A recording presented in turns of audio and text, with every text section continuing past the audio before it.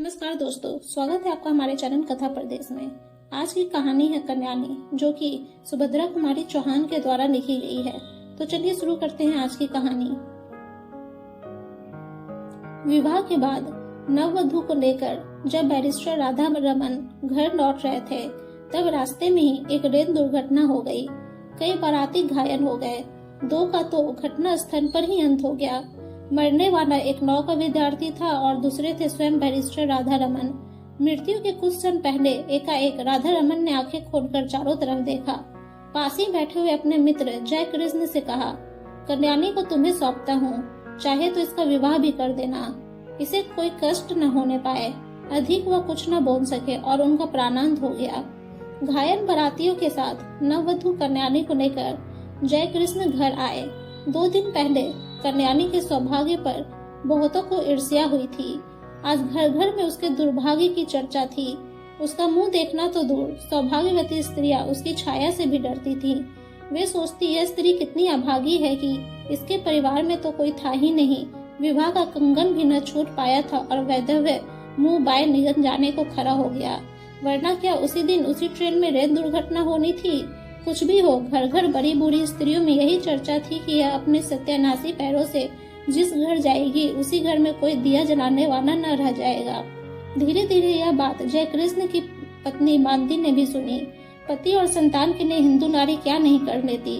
उसके कल्याण के लिए अपना तन मन सभी कुछ निछावर कर सकती है प्रसन्नता से, और जिस बात में उनके किंचित मात्र भी अहित की शंका होती है, वह काम हिंदू नारी कभी कर ही नहीं सकती।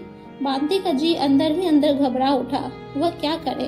उसे तो अभागिन कल्याणी पर भी दया आती थी, किंतु जिस दिन जय कृष्ण का जरा सिर दुखता था, बच्ची उपमा जरा भी अनमनी हो जाती, उस दिन ऐसा जान पड़ता जैसे कल्याणी का दुर्भाग्य मुख खोले उसे निगलने को दौड़ा आ रहा है। पर उपमा को यह अपनी चाची कल्याणी बहुत अच्छी लगती थी। कल्याणी के आने के बाद उपमा सदा उसी के पास रहती, खेलती, उसी के हाथ से नहाती और दूध पीती। रात में सो जाने के बाद ही मानती उसे ले जा सकती थी। वह बालिका जागते में अपनी चाची को छोड़ना ही ना चाहती थी। मानती को यह पसंद नहीं था। वह ना चाहती थी कि उपमा उससे इतनी हिम बन जाए। दबी जबान में उसने कई बार पति से कहा, कल्याणी को कहीं भेज दो। किसी की जवान विधवा आज 6-6 महीने से अपने घर में है, लोग क्या कहते होंगे। और जय कृष्ण सदा हंसी में टाल देते, तुम क्यों घबराती हो, कहने वाले मुझे ही तो कहेंगे। विधवा जवान हो या बूढ़ी, तुम्हें तो कोई कुछ भी न कहेगा। किंतु जिस बात से मानती सबसे अधिक डरती थी, वह बात जय कृष्ण से कभी न कह सकी। वह कैसे कहे कि वह भी इन बूढ़ियों की बात पर विश्वास करती है। उसे रात दिन अपने पति और बच्चे के अमंगन की आशंका बनी रहती। धीरे धीरे 7 महीने बीत गए और जय कृष्ण कुछ भी निश्चय न कर सके कि वह कल्याणी के लिए क्या करें। एक दिन नगर के किसी प्रतिष्ठित व्यक्ति के मर जाने से ऑफिस बंद हो गया और वे समय से बहुत पहले घर आ गए। नीचे कोई न था। ऊपर उपमा की आवाज आ रही थी। सोचा वे लोग ऊपर होंगे। ऊपर गए। सीढ़ियों पर चढ़ते ही देखा कल्याणी नहाकर बांध सुखा रही है। खूब लंबे घने काले केसों के बीच गोरा गोरा मुंह बिल्कुल चांद सा लग रहा था। बड़ी बड़ी आंखों में एक विशेष प्रकार का आकर्षण था। ऐसा सौंदर्य तो जय कृष्ण ने कभी देखा ही न था। अंग प्रत्यंग से यौवन जैसा फूटा सा पड़ता था। क्षण भर निहारने का लोभ जय कृष्ण सवर न कर सके और तभी कल्याणी की नजर जय कृष्ण पर पड़ी। उसने सिर ढक लिया। लज्जा की लाली उसके चेहरे पर दौड़ गई। उसका सौंदर्य दुना हो गया। इधर जय कृष्ण का अधीर मन बेकाबू हो चला। वे अब सीढ़ियों से ऊपर जाकर कुर्सी पर बैठ गए। कल्याणी से बोले, मुझे तुमसे कुछ बात करनी है कल्याणी। कल्याणी मरी जा रही थी। वह नहीं चाहती थी कि जय कृष्ण उससे ऐसे समय में कोई भी बात करे जब मानती घर में नहीं है। बात चाहे कुछ भी ना हो, पर मानती को संदेह जरूर होगा, यह कल्याणी जानती थी। वह इसलिए चुप थी। पर जय कृष्ण फिर बोले। उनकी आवाज भारी और स्वर कांप रहा था। कल्याणी, मृत्यु के समय राधा रमन तुम्हें मेरे हाथों सौंप गए हैं। मेरा कर्तव्य तुम्हें सुखी बनाना है, किंतु सुख का मार्ग तुम्हें ही निश्चित करना होगा। कल्याणी ने आंखें उठाकर जय कृष्ण की तरफ देखा, किंतु देख न सकी। उनकी आंखों में उसने कुछ देखा। उसे अच्छी तरह न जान सकी कि क्या था, किंतु उस दृष्टि में कुछ था जिससे कल्याणी सिहर उठी। एक प्रकार की बिजली सी उसके सारे शरीर में दौड़ गई। यह उसका पहला अनुभव था। कल्याणी ने कहा, आप जो ठीक समझे करें, मैं कुछ नहीं जानती। अच्छा होता कि आप बहन जी के आने पर मुझसे बात करते। वे सुशीला बहन जी के घर गई है। अच्छा, उनके आने पर ही मैं बात करूंगा कल्याणी, कहते हुए जयकृष्ण बाहर चले गए। मानती को यह बात मालूम होगी, यह स्वयं कल्याणी कह देगी, किंतु अगर आते ही उपमा ने कह दिया कि बाबू चाची के पास ऊपर बैठे थे तो तुरंत तूफान खड़ा हो जाएगा। इसलिए कल्याणी उसे कहानी कहकर बहलाने लगी। कल्याणी को लेकर कभी घर में तूफान खड़ा हो जाता तब उसका जी चाहता था कि धरती फटे और वह समा जाए। वह नहीं चाहती थी कि वह उनके सुखमय जीवन में विषाद का कारण बने, इसलिए सबसे छिपी छिपी रहती थी। वह यही चाहती थी कि किसी को उसके अस्तित्व का पता न लगे। अभागिन नारी, जिसे परमात्मा ने सौंदर्य देते समय इतनी उदारता दिखलाई थी, उसके भाग में सुख का एक क्षण भी न लिखा था। सुशीला के यहाँ मानती को बहुत सी बातें सुनने को मिली। सुशीला की सास ने यहाँ तक कहा, दुल्हन तुम्हें तो अभी अच्छा लगता होगा, सहनी मिल गई है, पर वह कुलच्छनी है, तुम्हारा घर भी चौपट कर देगी। उस छूत को निकाल बाहर करो। मानती निश्चय करके लौटी थी कि आज वह जयकृष्ण से जरूर कहेगी कि अब वह कल्याणी को अपने घर में न रख सकेगी। बहुत दिन रह चुकी। लौटते ही उसने देखा कि जयकृष्ण कमरे में लेटे अखबार पढ़ रहे हैं। उसने अंदर आकर घंटी की बटन दबा दी। उपमा सो गई थी। कल्याणी नीचे आई। मानती ने उसे चाय तैयार करने को कहा। सोचा चाय पीने के बाद कहूंगी, किंतु रहा न गया। दफ्तर पहुंची। जयकृष्ण ने अखबार रख दिया। पत्नी का वे बहुत आदर करते थे। मानती पास जाकर बैठ गई। बोली, मैं अभी सुशीला के घर गई थी। सब लोग इस बात से बहुत असंतुष्ट हैं कि हम लोग कल्याणी को अपने घर में रखे हुए हैं। वे लोग कहते हैं कि उसे कहीं और भेज देना चाहिए। जयकृष्ण की भ्रिकुटी टेढ़ी हो गई। उन्होंने कहा, तो जाकर उसे हाथ पकड़कर निकाल दो। उनके स्वर में रूखापन था। उन्होंने करवट बदल दी। मानती चुपचाप चली गई। उसने सोचा, जान पड़ता है कि यह जीवन भर के लिए यहाँ आई है। कल्याणी चाय तैयार करके चाय की मेज पर सजाकर ऊपर चली गई। चाय पीते पीते जयकृष्ण ने पत्नी से कहा, जिसे ईश्वर ने ही कष्ट देने में कोई कसर नहीं की, उसे हम और क्या कष्ट दें। मरते समय राधा रमन उसे मेरे हाथों सौंप गए हैं। कुछ दिन और बीत जाने दो। 1 साल के बाद वह जो चाहेगी वही कर देंगे। पढ़ना चाहती है तो वहाँ भेज दूंगा। चाहेगी तो उसका पुनर्विवाह भी कर सकते हैं, पर वह मुझे या तुम्हारी बच्ची को नहीं खा सकती। बेफिक्र रहो। लोग कहते हैं बकने दो। दुनिया में हर किसी को प्रश्न रखने की कोशिश करने वाला किसी को भी प्रश्न नहीं रख सकता। मानती बोली, मैं यह नहीं कहती कि उसे आज ही कहीं भेज दो, पर 15 दिन बाद मुझे माँ के घर जाना पड़ेगा। मेरी भतीजी का ब्याह है। कल्याणी यहाँ अकेले रहेगी? जयकृष्ण बोले, अकेले क्यों रहेगी, उसे भी साथ ले जाना। मानती ने उत्तर दिया, साथ कैसे ले जाऊंगी? सगुन साहित्य के दिन लड़की पर इसकी छाया पड़ी तो लोग तो बड़ी बूढ़ी विधवा की छाया से भी हंदी चढ़ी लड़कियों को बचाते हैं। फिर जान ना पहचान ऐसी स्त्री को जबरदस्ती उनका मेहमान क्यों बनाऊं? उन्हें अच्छा ना लगे तो? जयकृष्ण खींचकर बोले, तो फिर कल्याणी यही रहेगी। बुधिया की माँ को दिन भर रहने को कह देना, उसे कुछ और पैसे दे दिए जाएंगे। ना चाहते हुए भी आखिर एक दिन कल्याणी को घर में अकेली छोड़कर मानती को जाना पड़ा। जाते समय बुधिया की माँ को उसने अच्छी तरह समझा दिया कि बाबूजी को खाना वही परोसेगी। कल्याणी से भी कह दिया था वह बाबूजी से जैसा पर्दा करती है वैसे ही करती रहे, और बुधिया की माँ रात दिन यही रहे। मानती चली गई।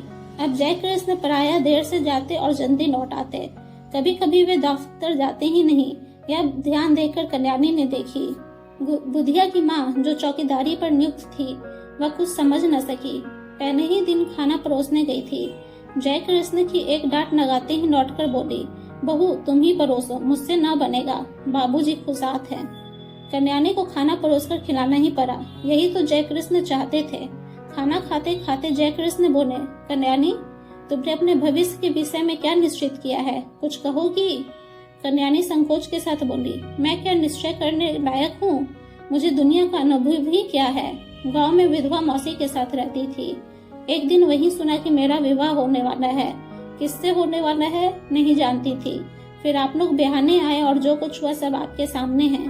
तब से आपके ही आश्रय में हूँ। आपको छोड़कर, आपके इस घर को छोड़कर कोई मेरा अपना नहीं है। सुना है विधवा मौसी भी अब इस संसार में नहीं है। फिर मैं क्या निश्चय करूँ, आप ही कहिए। जयकृष्ण बोले, शादी होना न होना दोनों बराबर है। पति की तुमने अच्छी तरह शायद शकल भी न देखी होगी। पुनर्विवाह करना चाहोगी? कल्याणी बोली, पुनर्विवाह? विवाह से सुख मिलने वाला होता तो मेरे पति उसी दिन रेल से कटकर न मर जाते, कहकर ठंडी सांस ली। जय कृष्ण ने कहा, तुम्हारा यह ख्याल गलत है कल्याणी।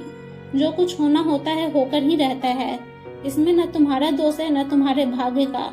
मेरा तो विश्वास है कि जिस ईश्वर ने तुम्हें इतना रूप दिया है वह सुख भी देगा। हाँ, मार्ग तुम्हें स्वयं निश्चित करना है। तुम चाहो तो मैं तुम्हें पढ़ने के लिए किसी पाठशाला में भेज दूं। कल्याणी को हंसी आ गई, बोली, अब मैं बुरी होने जा रही हूँ। छोटी छोटी लड़कियों के साथ बैठकर कैसे पढ़ूंगी, और पढ़ना आएगा भी मुझे? मैं तो निरी मूर्ख हूँ। यह हंसी न थी, बिजली कौंध गई थी। जय कृष्ण ने कल्याणी को आज तक कभी हंसते न देखा था। वे सिर से पैर तक सिहर उठे। बहुत संभल कर बोले, कोशिश करने से सब कुछ होता है कल्याणी। फिर भी तुम खूब सोच विचार कर मुझसे शाम को अपना निश्चय कहना। शाम को भोजन के बाद रात को बहुत देर तक कल्याणी और जय कृष्ण बातें करते रहे। पहरे पर नियुक्त बुढ़िया पड़ी हुई खराटे भर रही थी। कल्याणी ने कहा, पति को मैं प्रेम न कर सकी क्योंकि संयोग और वियोग में केवल 2 ही दिन का तो अंतर था। हाँ, दया भाव से ही प्रेरित होकर उन्होंने मेरा पति ग्रहण किया था, इसलिए उन पर मेरी अपार श्रद्धा पहले से ही थी, वह अब भी है। किंतु प्रेम से तो मेरा प्रथम परिचय उसी दिन हुआ जिस दिन आप सीढ़ियों पर चुपचाप खड़े थे। आप विश्वास मानिए कि आपको मैं जितने श्रद्धा भाव से देखती हूँ उतना ही आपसे प्रेम भी करने लगी हूँ। फिर भी आपके साथ मेरा पुनर्विवाह असंभव है। क्यों कल्याणी, तुम्हें आपत्ति क्या है? भराई हुई आवाज में जय कृष्ण ने पूछा और कल्याणी के हाथ अपने हाथ में ले लिए। कल्याणी ने तुरंत अपना हाथ छुड़ा लिया और संदिग्ध दृष्टि से जय कृष्ण की ओर देखा। जय कृष्ण को अपनी भूल मालूम हो गई। दोनों कानों में हाथ लगाकर बोले, भूल स्वीकार करता हूँ, अब कभी न होगी। फिर कुछ रुककर कहा, कल्याणी तुम मुझसे कभी न डरना। तुम्हारी इच्छा के विरुद्ध मैं तुम्हें कभी न छूऊंगा। पर यह बताओ कि जब पुनर्विवाह करने में तुम्हें कोई आपत्ति नहीं है और तुम मुझसे प्रेम भी करती हो, तब तुम्हारा पुनर्विवाह मेरे साथ क्यों असंभव है? असंभव इसलिए है कि आप विवाहित है, कल्याणी ने निश्चय के स्वर में कहा। जय कृष्ण ने कहा, पर हिंदू शास्त्र के अनुसार एक पुरुष कई विवाह कर सकता है। फिर तुम वह सौभाग्य मुझे ही क्यों नहीं दान करती जो किसी दूसरे को मिलने वाला है? छी छी, कल्याणी बोली, आप क्या समझते हैं कि मैं किसी और से विवाह करूंगी? यह कभी ना होगा। मैंने एक बार जिससे प्रेम किया उसी से प्रेम करती हुई मिट जाऊंगी। हिंदू नारी प्रेम करना जानती है, वह प्रेम का प्रतिदान नहीं चाहती। मैंने प्रेम किया, करती रहूंगी। यह बात दूसरी है कि प्रेम की प्रतिमा तक मेरी पहुंच न हो सकेगी, और यह तो अपना अपना भाग्य है। कहती हुई एक दीर्घ निश्वास के साथ कल्याणी ने जय कृष्ण की ओर देखा। जय कृष्ण ने कहा, कल्याणी तुम अपना ही अपना देखोगी या मेरा कुछ ख्याल करोगी? मैं पागल हो जाऊंगा। तुम्हारे बिना अब तो मुझसे एक पन भी नहीं काटा जाता। किंतु फिर भी तुम निश्चिंत रहना, मैं तुम्हें कभी हाथ न लगाऊंगा जब तक तुम्हारी आज्ञा न होगी। आधी रात को भी तुम मेरे पास उतनी ही सुरक्षित रह सकती हो जैसे सगे भाई के पास, क्योंकि मैं अधम नहीं हूँ। तुमसे प्रेम करता हूँ, तुम्हें पाने को इच्छुक हूँ, पर सत्य मार्ग से, कुमार्ग से नहीं। कल्याणी बोली, न मैं अपना कुछ देखती हूँ न आपका। सच यह है कि मैं मानती जीजी के सौभाग्य पर कुठार घाट न कर सकूंगी। उन्होंने मुझे कुछ समय में आश्रय दिया है। जो कुछ बन सकेगा भला करूंगी, उनकी बुराई मुझसे न हो सकेगी। उनके भले के लिए मुझे अपना बलिदान भी करना पड़े तो सहर्ष कर दूंगी, मगर उनकी जिंदगी में कांटा बनकर न रहूंगी, पर मेरा जीवन कंकट में बना दोगी। कहते जय कृष्ण ने ठंडी सांस ली और सत्य निर्सन नेत्रों से कल्याणी की ओर देखा। कल्याणी ने कहा, यह सब मानसिक विकार है, कुछ दिनों में अपने आप दूर हो जाएगा। आप समझते हैं मुझे कम कष्ट हो रहा है? मैं नारी होकर भी सब कुछ सहने को तैयार हूँ। आप तो पुरुष हैं, कठिनाइयों से डरने के नहीं आपका जीवन है। मैंने मानती जीजी को पत्र लिख दिया है, वो आती ही होंगी। उनके आते ही मैं आपसे विदा ले लूंगी। विदा से पहले एक भिक्षा मांगती हूँ, केवल आपके चरणों की धूली, और मैं कुछ नहीं चाहती। आप मेरे देवता हैं। जय कृष्ण के पैरों के नीचे से जैसे धरती खिसक गई हो। घबरा कर बोले, तुमने मानती को पत्र कब लिखा और क्या लिखा? लिखने से पहले मुझसे पूछा क्यों नहीं? कल्याणी बोली, मैंने और कुछ नहीं लिखा है, यही लिखा है कि उपमा के बिना बहुत बुरा लगता है, तुम जल्द से जल्द चली आओ। और लिखती भी क्या, किंतु आपके साथ मेरा अकेला रहना उचित नहीं। हम दोनों एक दूसरे से प्रेम करते हैं, न जाने किस दिन क्या हो जाए, और मैं नहीं चाहती कि हमारे बीच में कोई भी ऐसी बात हो जिसे कलंक का स्वरूप दिया जा सके। जो कुछ तुमने किया ठीक ही किया कल्याणी, सो जाओ, रात बहुत हो चुकी है। और उठते हुए कल्याणी ने झुककर जय कृष्ण के पैरों को माथे से लगा लिया। जय कृष्ण बहुत उद्विग्न थे। कल्याणी ने ऊपर जाकर दरवाजे बंद कर लिए। जयकृष्ण खाट पर पड़े करवटें बदलते रहे, उन्हें नींद न आई। दूसरे ही दिन मानती दोपहर की ट्रेन से आ पहुंचे। दफ्तर से लौटते ही जयकृष्ण ने देखा उपमा खेल रही है। रात भर सो न सकने के कारण उनका चेहरा उतरा हुआ था। मानती ने देखते ही पूछा, क्या तबीयत खराब थी, क्या हुआ? जयकृष्ण ने कहा, कुछ नहीं, सिर में बहुत दर्द है। अज्ञात आशंका से मानती सिहर उठी। कल्याणी तो अभी भी है ना इस घर में? उसने पूछा। तुम तो अपनी बात के आगे किसी की भी नहीं सुनते। कितनी बार कहा उसे कहीं भेज दो, पर जब तुम मानो तब ना। इस तरह तुम्हारे सिर में दर्द होता है तो मैं घबरा जाती हूँ। सभी लोग कहते हैं वह अभागिन है। जयकृष्ण को दूसरा ही भय था। वे यही सोच रहे थे कि कौन जाने कल्याणी है भी कि नहीं। उसने कहा था कि मानती के आते ही वह विदा ले लेगी। विदा का अवसर कहीं आ तो नहीं गया? जयकृष्ण का हृदय धड़क रहा था। उन्होंने कहा, मैंने कल्याणी को एक पुत्रीशाला में पढ़ने के लिए भेजने का निश्चय किया है। यह बात उसे भी मंजूर होगी, जरा उसे बुलाओ तो। मानती को इस बात से बड़ी शांति मिली। कल्याणी यहाँ से चली भर जाए, कहीं भी जाए, उसकी इसे चिंता न थी। उसने घंटी बजाई पर कोई ऊपर से न आया। तब उपमा को बुलाकर कहा, जा ऊपर से अपनी चाची को बुला ला। उपमा ने कहा, चाची ऊपर नहीं है। घबराकर मानती ने ऊपर नीचे सभी कमरे खोल डाले। कल्याणी का पता नहीं लगा। जयकृष्ण पागल की तरह दौड़कर ऊपर गए। कल्याणी के बिस्तर पर उसके गहनों की पेटी रखी थी। उसके नीचे एक पत्र लिखा था, जाती हूँ, अपनी उपस्थिति से आप लोगों को जो कष्ट दिया या मुझसे जो अपराध हुए उनके लिए क्षमा कीजिएगा। मेरी खोज न कीजिएगा, व्यर्थ होगी। मेरे ये गहने उपमा के लिए है। अभागिन कल्याणी। उम्मीद है दोस्तों आप सबको यह कहानी पसंद आई होगी। अगर आप सबको यह कहानी पसंद आई है तो प्लीज हमारे चैनल को सब्सक्राइब और हमारे वीडियो को लाइक और शेयर जरूर करें। और आप सबका हमारी कहानी को सुनने के लिए धन्यवाद।